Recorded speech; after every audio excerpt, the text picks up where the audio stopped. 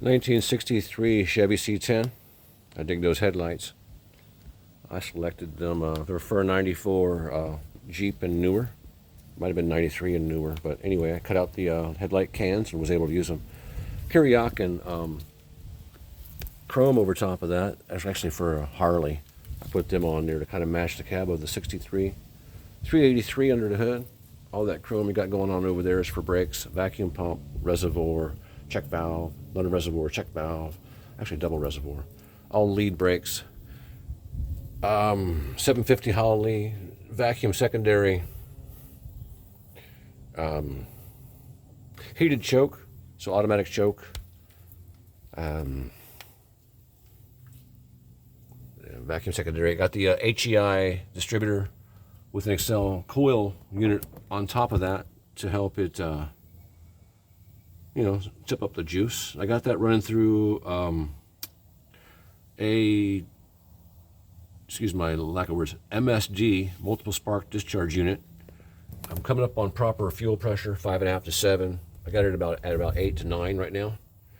I got air conditioning on this. Drive system is nice. Placing on a lot of things, radiator hoses, whatnot. What with an American auto wire came through. That's how I loomed it. Got a breather coming through there, as you can see. Coming through here. I'm going to run a vacuum system for that. Running it down to atmosphere for now. But there's a canister that'll capture condensing. Anyway, so you got going on there. Kind of cool. See if I can get a light better in here. See what's going on. HEI distributor, all that good stuff. Excel coil. And the harness is not done coming through here. I got a lot of hokey stuff going on back there, wiring wise. I'm coming up on it, you know what I'm saying? And I got the wires loomed and whatnot, and very nicely. Got nicely organized. I'm going to put some insulation on those wires themselves, even though the exhaust system is wrapped. I still want to make provision, keep them nice. You got going on a 750 Holley. Nice. I like it. Air gap RPM. Got going on there. That's an Edelbrock. Cast aluminum covers. Howard's cam. Automatic fan. I'm going to add another fan, I think, to it. Just to make sure. Temperatures run good. What else I got here? Oh, going through with AC here very soon. I got the compressor in place and that nice drive system on a serpentine. And also got Borgeson? Yeah, Borgeson power steering. I put on power steering through the wheel well here. Get a spy it down there. I gotta support the rod right up there where that knuckle is, just to make sure I don't want any transfer of energy going through that and buckling or doing something weird. But basically, I designed that, and I'm also going to support it. There's the hose coming out there, which is basically your last chance for your atmosphere. And you see I ran the power steering lines. Let's see what else we got here. Chevy C10 Custom. Like I say, I chose the chrome over top of the headlights to kind of match the cab look. Interior, it needs help. I want to make it right, really good. Body lines are not perfect. Needs paint. Love the color. I'm going to paint it white up there and leave those ribs blue, all white on top. The hood, that is. Get a look at her here. Look at her smile. That's my girl. It's on a 4-speed right now. 383, like I said. Howard's cam. It's very dirty right now. But moved the battery back to a Taylor's racing battery box. Close this down. Get a look at it. Paint's pretty, but it's not very nice. I want to make it nicer. Blacked out wheels, wagon wheels, disc in front. Cab blacked out. Mirrors looking good. Headers you saw, and comes down to an X pipe, and Flowmaster Super 44s, X pipe down there. I love it. And I'm replacing the rear, and that's going. Here's the old rear. That I'll be selling.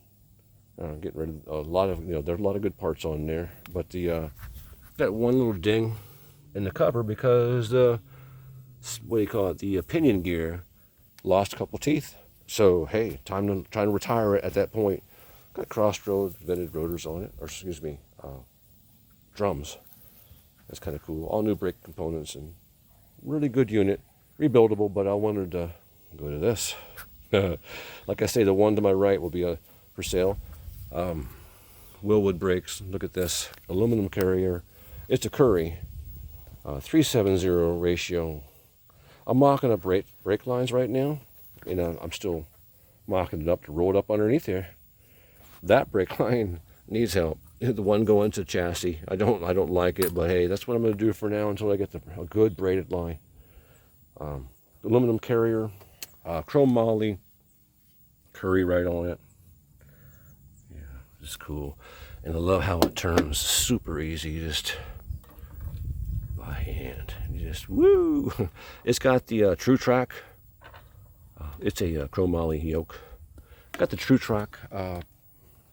I guess it's limited slip or posi, and a lot of the guys with Jeeps, I guess, use that. The helical gear type, based on gear separation. Pretty cool. Got the fluid for this, everything.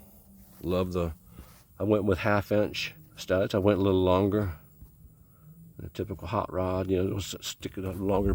I might put, who knows, maybe even spikes out there. But that's what I'm rolling up underneath here. And I want to, I'll get rid of that rear over there. If somebody wants to buy it, let me know. 63 Chevy C10. There's my Taylor battery box I'm working on. I'm rounding out the holes a little wider, a little larger, because the existing grommets, it would cut right through those wires. I went with 600 volt welding and battery wire. A lot more fibers in there. And I got a switch underneath the seat to disconnect the ground, so I can shut everything down. If God forbid, if there's a fire or something, I can shut the fuel pump down. Let's go underneath here, and I'll show you what's going on underneath here. See, this might have to be a couple of videos. I don't know. Okay, so that's what I got done so far. You see, I got it on stands there, and disconnected your sway bar. These were a real bear. That's the real bear of it, is the U-bolts. I got the longer bar, track bar, which is, you see the hole pattern, it will go over there under those holes, as you can see, like over here, but mirrored. And I took off the existing bracket and track bar, and I'm actually getting rid of that with that rear over there. It's attached still, so I'm getting rid of that complete rear the way you see it. Lug nuts and everything, because I went with 1/2-inch studs on my Currie rear. Oh, there's my boys welding fuel tank, 17 some odd gallons. But anyway, you see the disconnects you got to make. Typically, people remove the springs, left them in there. I was able to manipulate the arms. I'd like to rebuild these arms, but I'm running out of money at this time. I'm gonna have to get back into it. See, I got my battery cables underneath there routing, and I got that loop to take care of. That positively, I'm gonna take care of that. I believe I will change that mid shaft bearing there, going with a Currie rear. And I look at the telescoping ability of this second shaft. I don't think that I'll have to modify the shaft to go on there, except for the universal joint is a different size. You have to go with one that's adapted from one size to the other. But anyway, so that's like a 13, I think 10 out there. I don't know what this is, but it's different. But they make adapter type universals. Universals are pretty easy to have adapted. You adapt the different type. Anyway, you see all the disconnection points. And basically, here's my stiffener bracket. There's the bracket that I've got to locate right there up on the frame here. After I determine the rear's position, you know, via many measurements.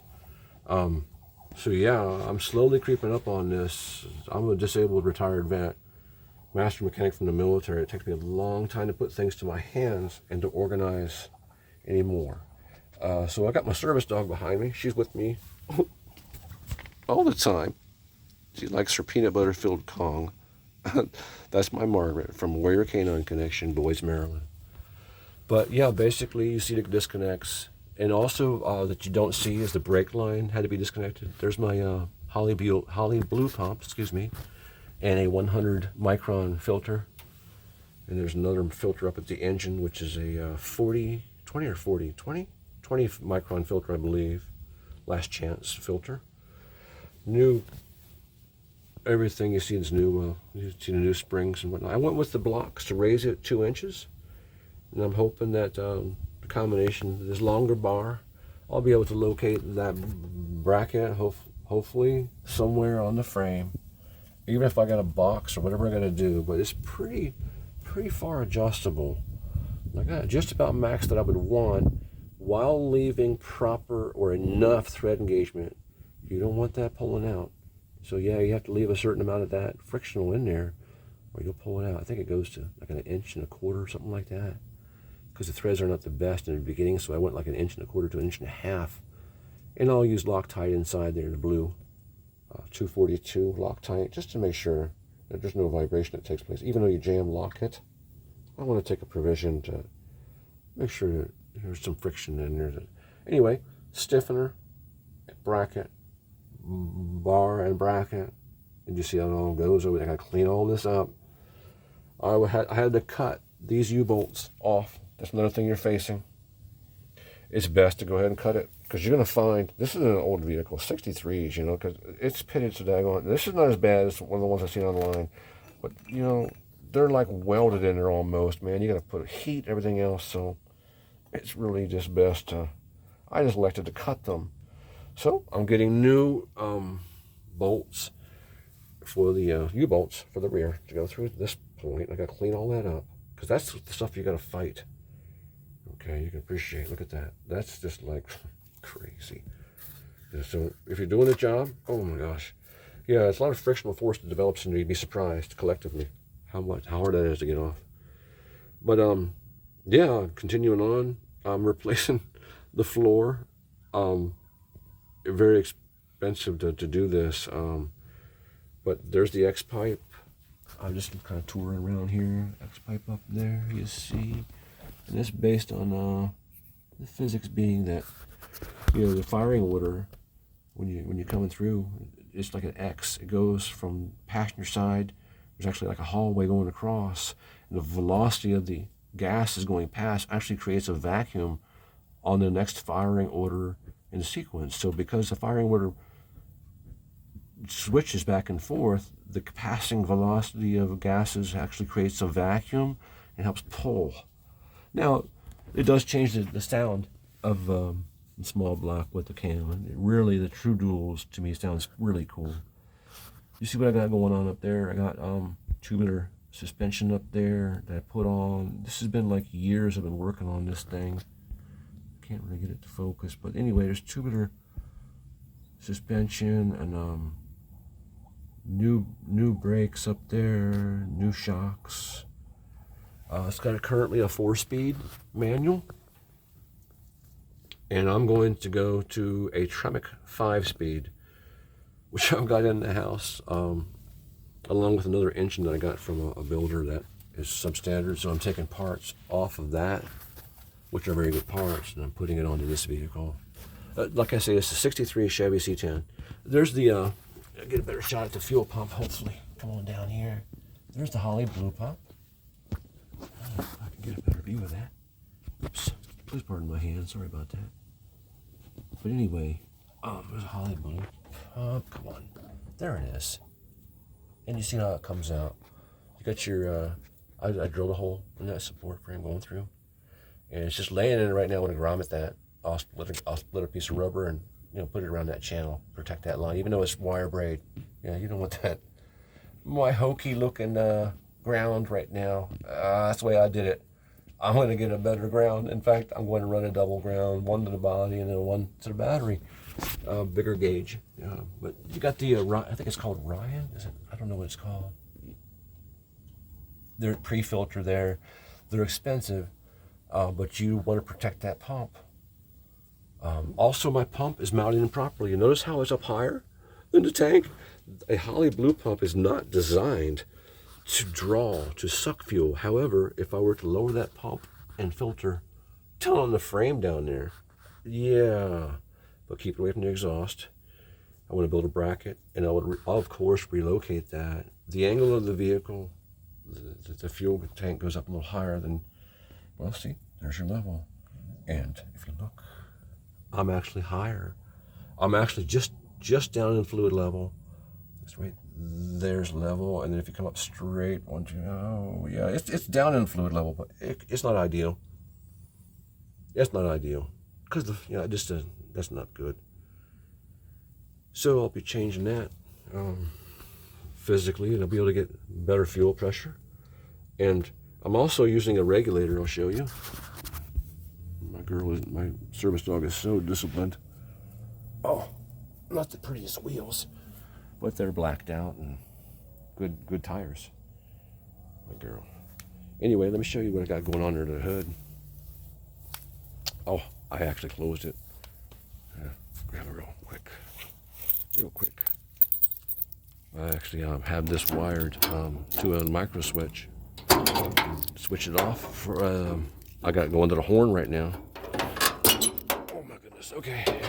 I actually designed my own alarm system. Anyway, that fuel pressure relief, you got to do that with these old vehicles, because the heat under hood, the new fuels will blow away. You'll never, check out my service dog, you'll never keep your fluid levels on your carburetor right unless you go with a bypass. So basically I use that is designed, that model, right, that bypass is designed for high pressure fuel system injectors. And I got it going to a carburetor. The way I did it was I drilled out the internals so I could relieve more pressure. However, I'm changing over to the proper regulator. Do what you can do to make things work. Right now I'm doing pretty good. Like I say, I'm a retired vet. Comes and goes where I can get things to my hands. I've been working on this vehicle for over 2 years, 2.5 years. I saved that engine. The guy down in, oh my gosh, down in Alabama, well, he ran it pretty hard. I think it was a drag truck. Yeah, see what I did there? I hit the radiator with a pressure washer. I was coming out of there, cleaning things up on the rail, and I actually whacked my radiator, but it still stays cool. But yeah, so I'll be putting a Tremec 5-speed in this, and you see what I got going on there. I love this drive system. Look at that thing. It sounds really weird. It sounds like zee. It kind of like it spools up. It sounds funny, I guess because of the design of the pulleys. But you see, it's a serpentine, and I cleaned up the front of the engine because I swapped over all this stuff from the company out the west, Hot Rod company. Anyway, I cleaned up everything you see. I'm looming everything. I came through, like I said, with the American Auto Wire. What you see is what you get. I'm going to go over the pretty hinges, whatnot. I put the weather strip on there, and keep on going. That box, I guess, will be going away, the heater box, because it's going to be, I'm sure, different with air conditioning. But I like that I was able to move that battery. You get that weight distribution a little differently. You got the weight on your fender right there where all that stuff is, and you're able to move the weight back, keep it still respected to the passenger side. That's why the batteries are over there, because normally there's at least a driver, right? But if there's not a passenger, you want that physically to be a little off center, the weight. So I brought it from that high corner, same side, down to here. Now that's an AGM battery. Very good connections. That's connection there. What did I use that for? I forget what that is. See, I fog. I get difficult to remember everything. That bird got my battery. That's an AGM battery. But I'm gonna check on my dog real quick. Oh, she's being a good girl.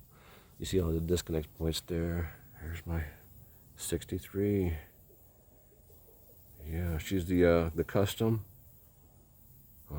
I was told, and I don't know if this is accurate, maybe somebody help me with here, that you can tell the 63, I was told, by the wraparound piece of chrome. Correct me on that, because I don't know. I've not researched it, but that's what I'm told. You see that bedwood's gone. That tank there is going to be for water injection. I'm going to use just strictly a windshield washer solution, which you can put it in aluminum. But yeah, that's how it came crated. If somebody wants this other rear, I can ship it to you, but you got to pay shipping. But there's the crate that it came in, and I had the cardboard on there and just don't stack. But I could use this crate again to send it. If you want it, let me know, and I guess you'll have to figure out how to get it. I'm in Delaware. Beautiful rear end, I love that. I'm going to bend those brake lines just the way I want them. Yeah, I love that.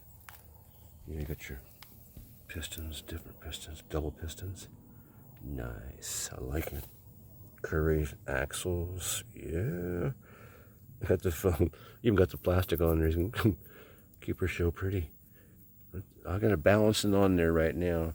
My plan is to actually, I was going to strap somehow. I even use tape around that. Doesn't matter. You just wrap tape and keep it centered on the board.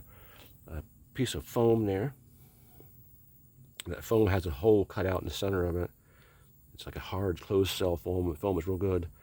But yeah, I'm going to basically balance it on the board, and then I'm going to strap the board to the floor jack. See, I got to think about things a long time before I do them now. You know, I'll go across my wonderful surface here, and I'll get it up on my in the dirt working. This is my shop. This is what I got to do outside. 4x8 sheet, and I'm going to roll it up there. And these points here, where is it? Come on, right here. Match, of course. I have to remove that line. Put the U-bolt through. This surface underneath goes on top of the arm right there. So I could basically put it in place. I guess hook up certain things, adjust the height with the jack and manipulate things, and I'll have to get the universal joint at minimum, and I'll also be at the same time I'll be checking the length of that drive shaft, and I'm hoping that everything will cooperate. I think the last guy, whoever had the drive shaft modified, I think it was too short. And it seems to me that I'm just a hair longer on this, but Currie says they make them to dimensions for the vehicle, so maybe they figured out the carrier and the yoke. I have to measure center line of axle to yoke. I could tell preliminarily if it's going to fit. I'm getting rid of that old Ford over there too. It's a what is it? 1993. I got a lot of money in that thing. I just want to get rid of it.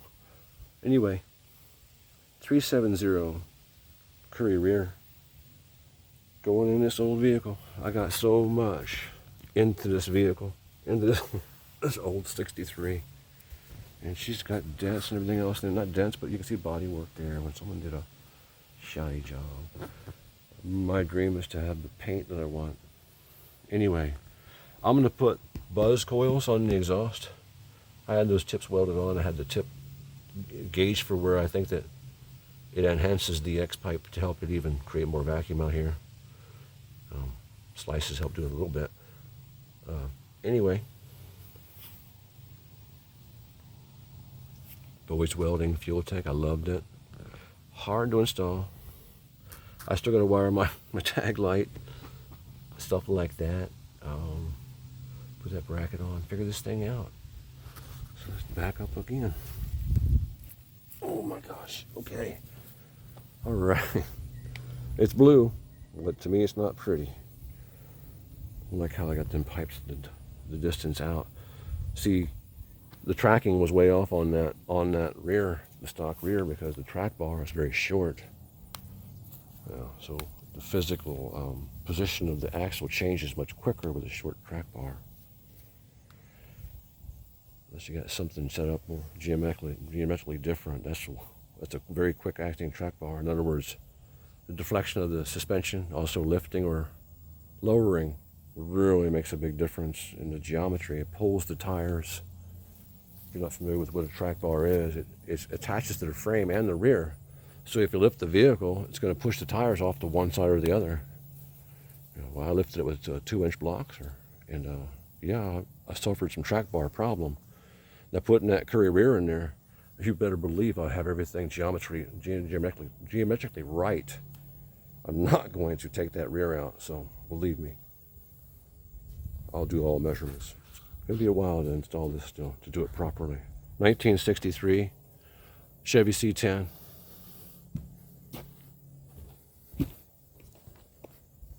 Kind of a long video, but I wanted to do a pretty good look at the vehicle and what's going on with her. Clean out all my junk there. The security system. Yeah, that's it. Yep, there she is. Got my Gumby up there, so all is good.